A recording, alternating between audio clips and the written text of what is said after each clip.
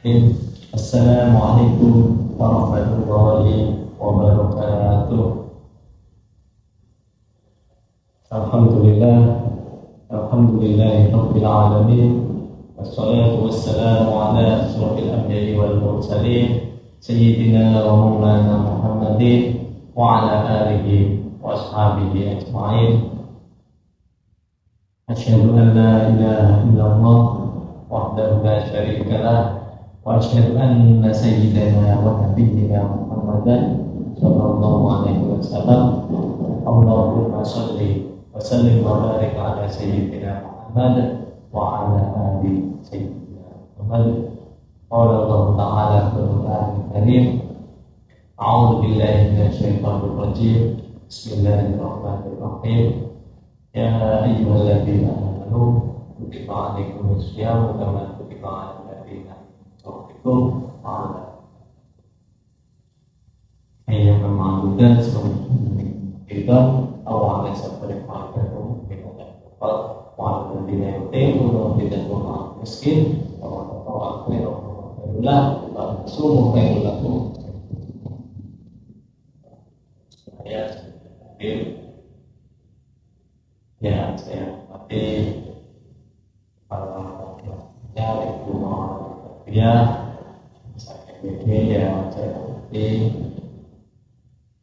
pada kurikulum namanya yang saya hormati guru-guru kita sangat beriman kepadanya yang saya cintai dan saya banggakan, murid-murid semuanya, siswa-siswi dan keluarganya yang dihormati Allah.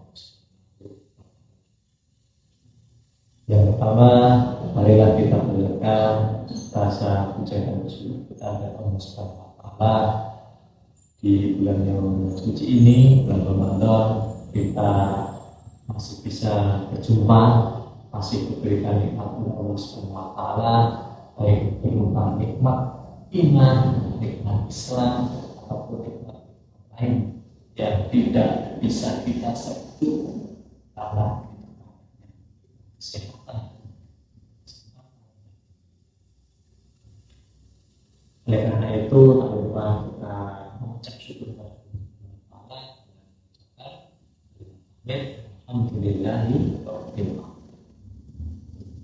Makanya salam kita ajukan kepada kita Allah Muhammad sallallahu alaihi wasallam. Semoga kita semuanya senantiasa mendapatkan syafaatnya di dunia sampai kelak ya Allah. Ini amin. Berdoa yang kepada Allah Subhanahu wa Ta'ala. Kita adalah manusia yang diciptakan oleh Allah Subhanahu wa Ta'ala. Suatu ciptaan itu tidak mungkin akan ada kalau tidak ada yang menciptakan. Begitu juga dengan adanya laptop ini. Tidak mungkin ada laptop kalau tidak ada pabrik laptop. Tidak akan mungkin ada yang namanya kitab bikin kalau tidak ada yang menulis. Tidak mungkin ada kitab bikin kalau tidak ada yang mencetak atau membuat kertas. Begitupun manusia. Siapa yang menciptakan manusia? Tuhan, yaitu Allah Subhanahu wa Ta'ala. Ketika manusia diciptakan, manusia itu ada pasti melalui fase-fase tertentu. Ada tahapan-tahapan tertentu. Oleh karena itu, di waktu yang mulia ini, jika saya berbagi ilmu untuk menjelaskan sedikit mengenai mapping kehidupan manusia atau tahapan-tahapan yang dilewati manusia ketika hidup di dunia. Manusia itu kan ada dua unsur, yaitu ruh dan jasad. Ruh yang menyebabkan itu, jasad yang berupa seperti ini yang bisa digerakkan, yang berupa fisik. Ruh itu harus. Ruh itu ada ciptaan dari Allah. Sedangkan manusia kita itu ada, diciptakan, itu berawal dari suatu hal yang fisika, yaitu air mani yang bercampur dengan sel telur yang menyebabkan adanya suatu janin. Kalau ruh itu hak prerogatif Allah, ruh itu ada dan tiada.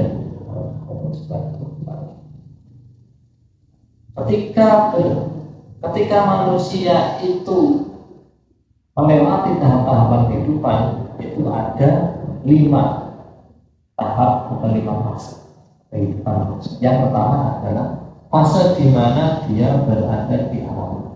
Yang kedua, fase di mana dia berada di alam rahim.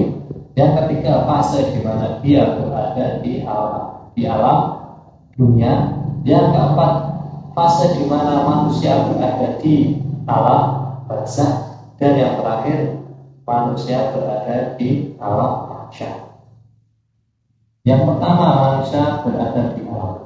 Ketika semua hal ini ada, semua baik bumi dan seisinya ada, ruh itu sudah lebih dahulu ada, diciptakan oleh Allah Subhanahu wa Ta'ala. Ketika kita masih berada di alam ruh, sebenarnya kita sudah mengimani Allah Subhanahu wa Ta'ala.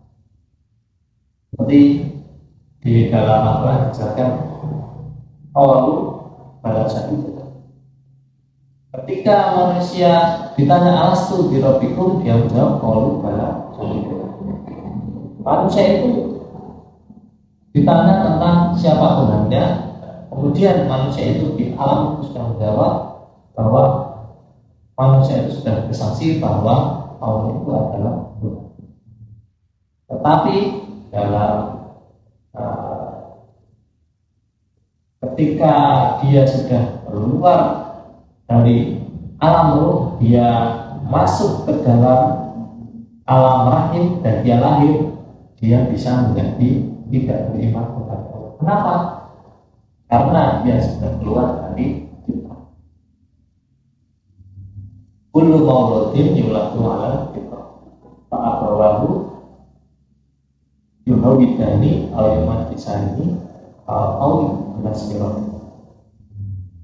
Fitrahnya manusia itu adalah beragama yang kepada Allah. Kemudian tetapi dia dijadikan menjadi agama yang lain. Ayahnya ya menjadikannya sebagai orang Yahudi, Nasrani ataupun Majusi.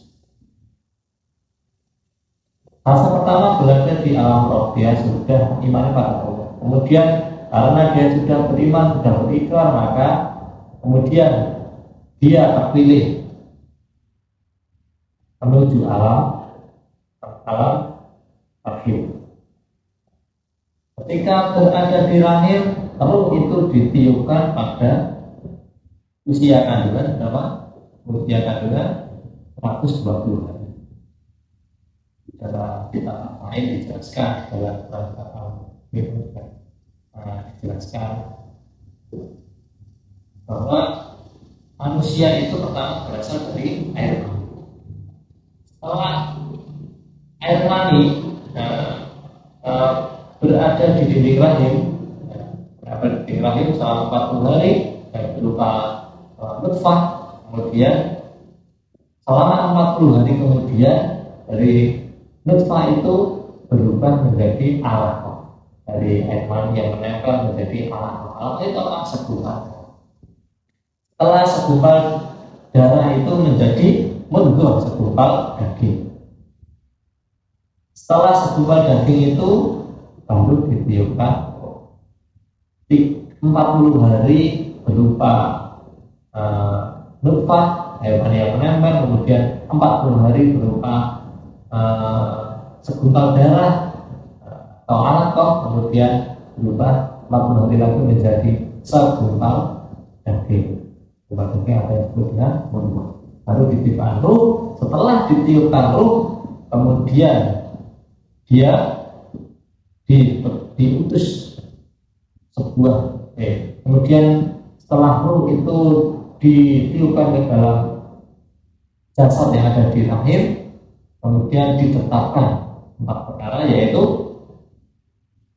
rezekinya, ajalnya, kemudian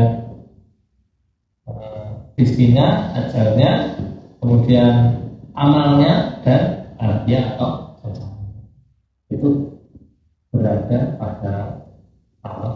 Jadi kita itu manusia sudah ditentukan oleh Allah Subhanahu wa taala, ajalnya kapan, rezekinya banyak seperti apa, amalnya berapa banyaknya, bagus atau buruknya, dia misalnya sebagai Allah Subhanahu wa taala. Tugas kita hanya berusaha, karena kita belum tahu bahwa kita hidup itu akan menjadi cara apa. Ya, yang penting kita berusaha.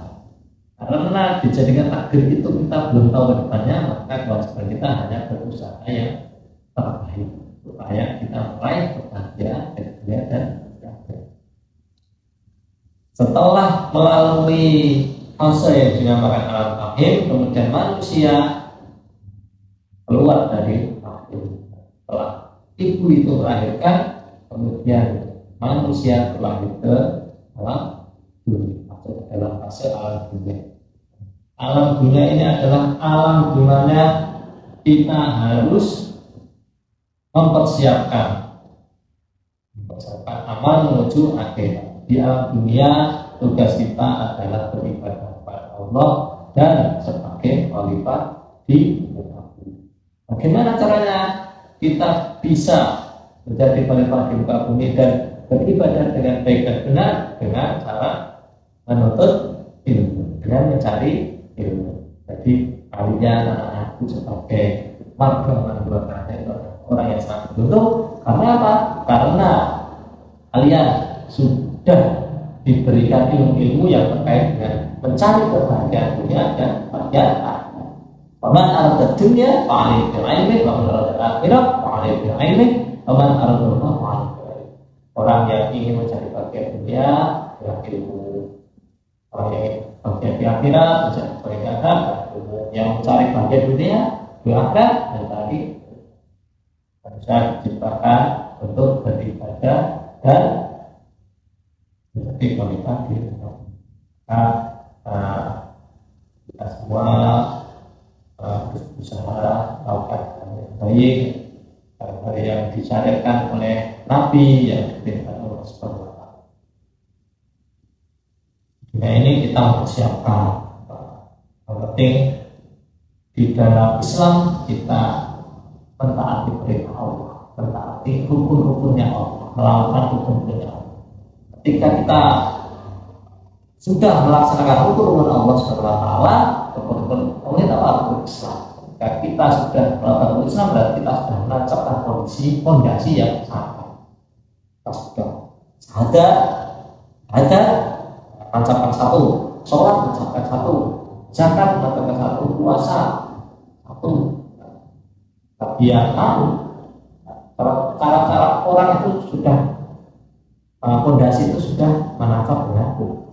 Kita sudah melakukan syahadat, melaksanakan sholat, melaksanakan zakat, melaksanakan puasa, haji. Saya rasa kita insya Allah akan berada di jalan Allah Subhanahu wa taala.